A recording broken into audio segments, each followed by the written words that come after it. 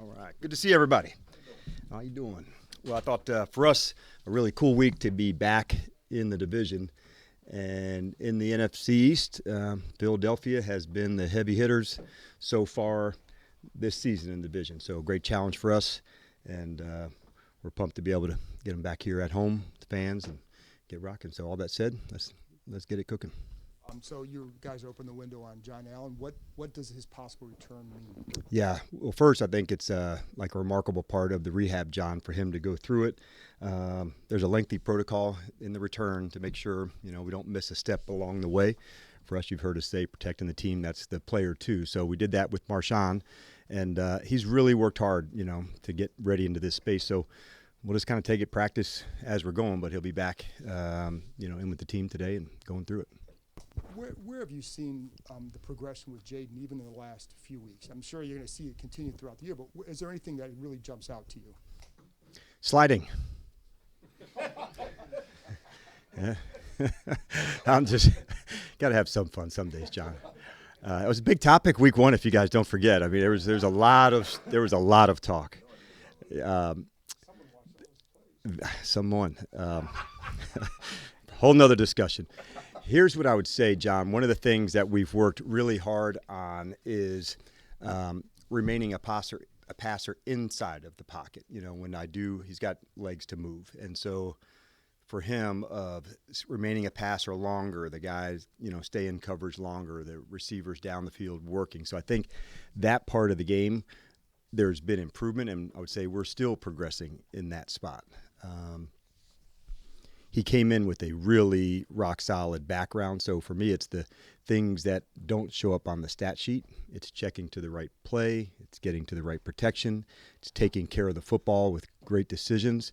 So for us to be, I don't know, maybe we're +4 or +5, sitting at this part of the year with a, quarterback who hasn't done it before, I think that says a lot to, his ability to make good decisions. And I don't want to call it underrated, but it's a big deal. Dan, you mentioned the other day when you chose to go for the 54-yard kick at the end by the numbers. That made sense there. I'm always curious, like, what's the line for you with the numbers? Here's what we're going to do versus context. In this case, a new kicker.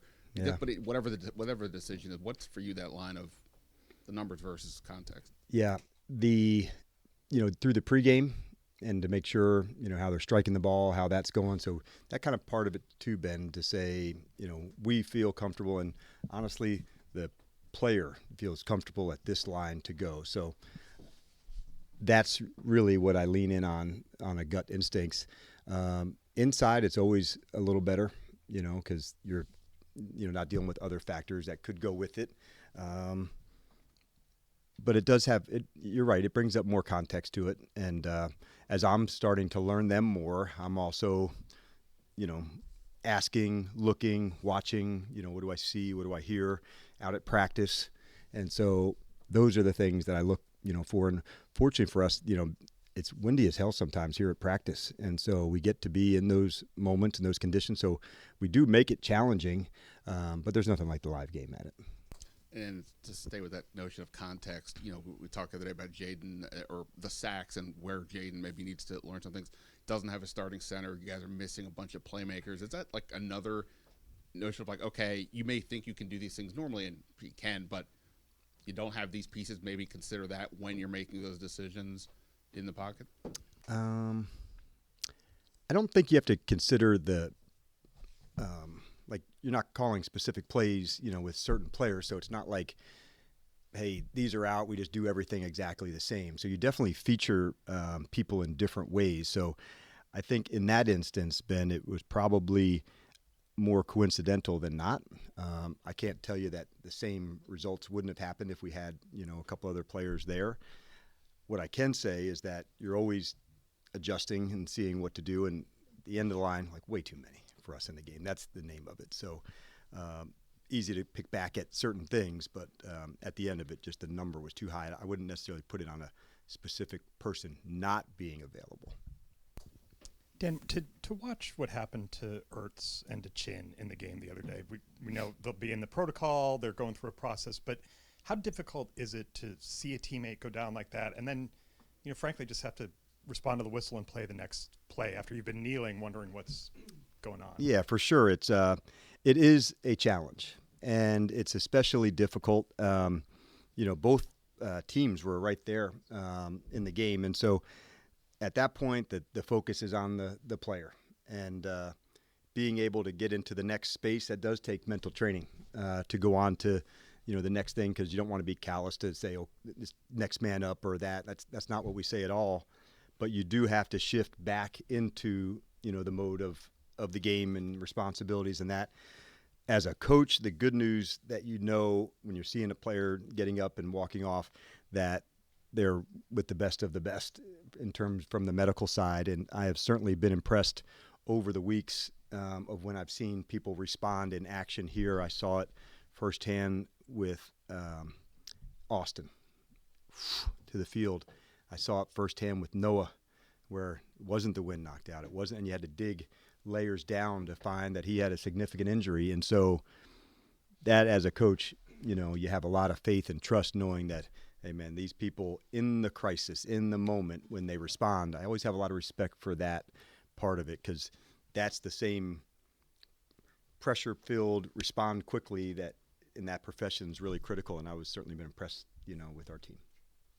And with some of these injuries at key positions, what's impressed you about the depth of this football team, especially playing some meaningful games here in December? Going into it, you want to have a big, deep crew that you have to take people out at times in practice. You may have even seen that at times in a competitive period. I learned early on you take some people out into those moments just to see the next player respond. It's a 2-minute drill, and Jeremy is out. It's a 2-minute drill, and you take Wagner out, take the starting center out to create some diversion and adversity in that. So when those times do come, that player's been in those environments as often as you can.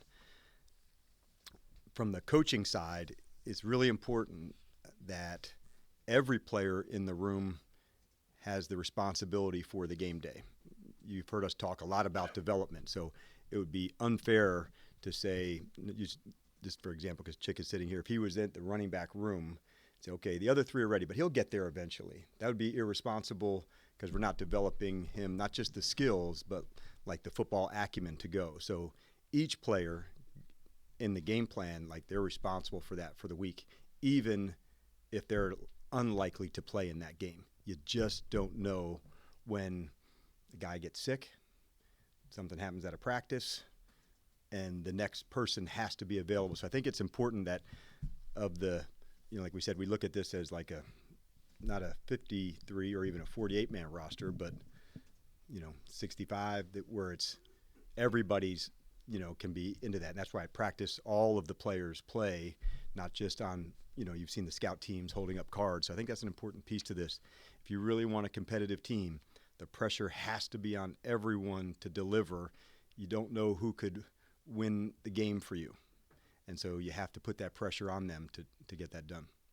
Slowing down Saquon Barkley. For the most part in that first game, you did a good job. Fourth quarter, he broke a couple of long runs. What can you learn from that game of trying to slow down Saquon, and kind of lessons learned for this matchup with Saquon coming to town? Like a lot of great players, he is at his best and has proven to be in the end of games.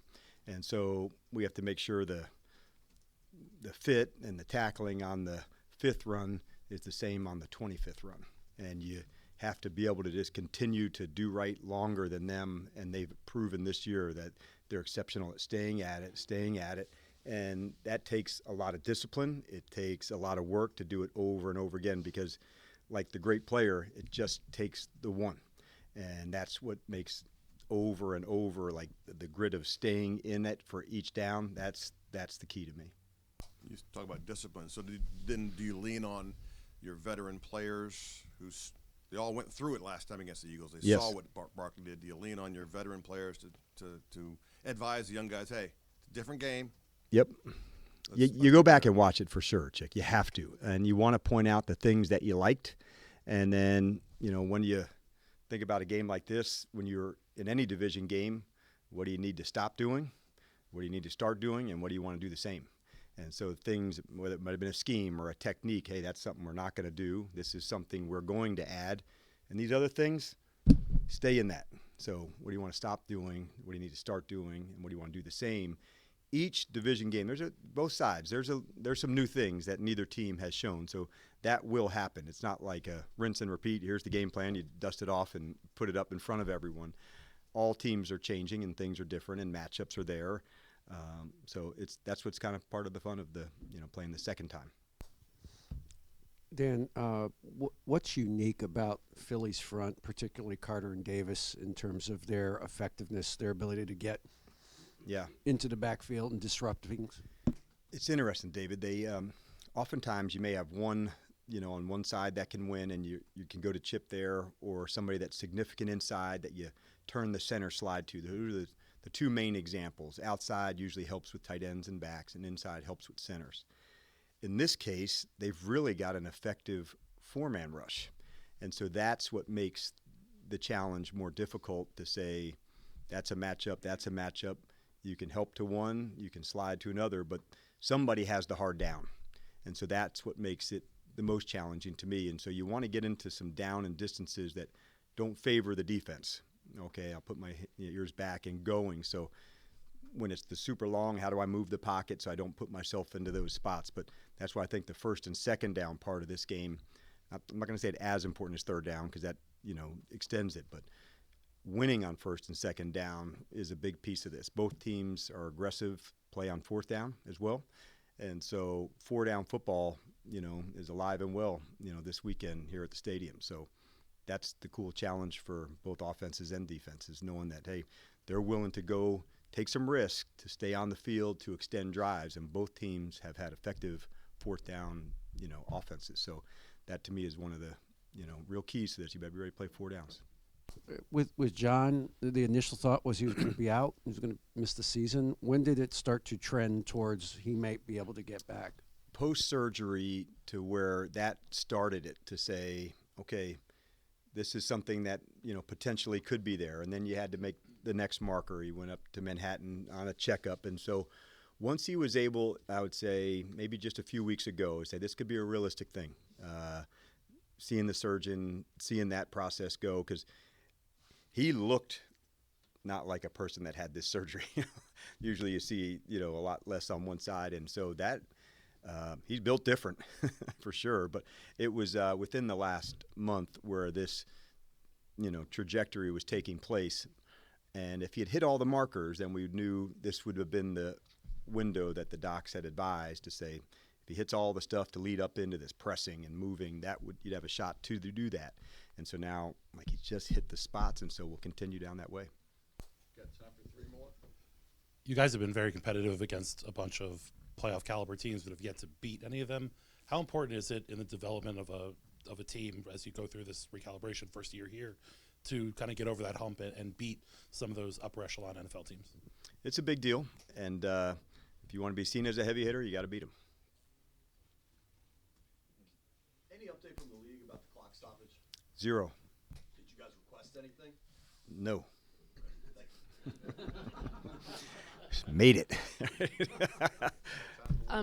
Just going back to the kickers. Yes, we're going to end this on kickers. Before I go, can I say one thing on that, on the kickers? Both kickers are out today. Hopefully exciting personal news for their families today. Wow. Never a dull moment around here, man. We keep it exciting all the time. So did they plan that? Yeah. We have to come up with a certain name if they are both born today. There's got to be some type of twin that takes place along that. So both DMP kickers are child. out today, and hopefully for exciting personal family news. So we'll keep you updated as for the next week. Okay, well that changes my question. There you go. Who's going to be your kicker? Today? Yeah. Wouldn't you want to know? No, but seriously, has the rotation there? I mean, you get Brandon McManus, think you got a solid option, some consistency, and then it's been sort of a rotation since. Has it ever been like a point of frustration or an added challenge for you this season? It has been, for sure. And honestly, the people I give a lot of credit to are Tyler and Tress. They've had to do the most work. When you're a specialist, there's a lot of very specific skill work that goes into that. Where does this specific how would you like this held, tilt of it, the communication of that, like last Saturday working a Mayday field goal, with Greg, or excuse me, last Friday for the first time. This is where, so like going through those processes, Nikki, that great teammates make great teams. And those two are great teammates because not once have they flinched. Not once. They know this hasn't always been easy, and they just never flinched. And for the people coming in, those are the type of people you'd want to be with that, okay, come on, this is how we do things. This is how we do it. And so I thought that they're the ones that have made it less frustrating because they really welcomed the next person in. And if you were a person or a teammate coming in, those are the two that you'd like to be with. All right. Thank you, guys. All right. See you.